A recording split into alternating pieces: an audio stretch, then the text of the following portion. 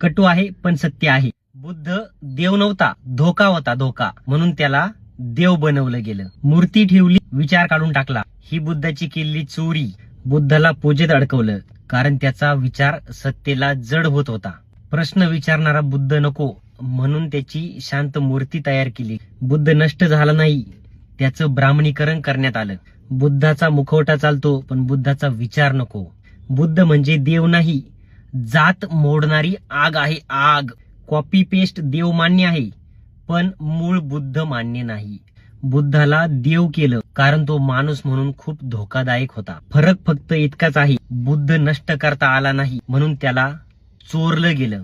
रूप बदललं, नाव बदललं, तत्व झाकलं आणि कॉपी पेस्ट केलं. जर बुद्धाला बुद्ध म्हणूनच ठेवलं असतं, पूजलं असतं तर करुणा धर्म झाला असता, अहिंसा शक्ती बनली असती आणि समता ही संस्कृती बनली असती. ते नको होतं.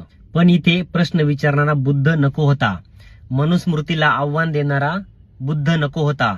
म्हणून बुद्धाची मूर्ती ठेवली पण विचार काढून टाकला. आम्हाला मूर्ती नकोय, आम्हाला बुद्धाचा विचार हवाय, विचार. आम्हाला कर्मकांड नकोय, आम्हाला करुणा, प्रज्ञा आणि समता हवी आहे.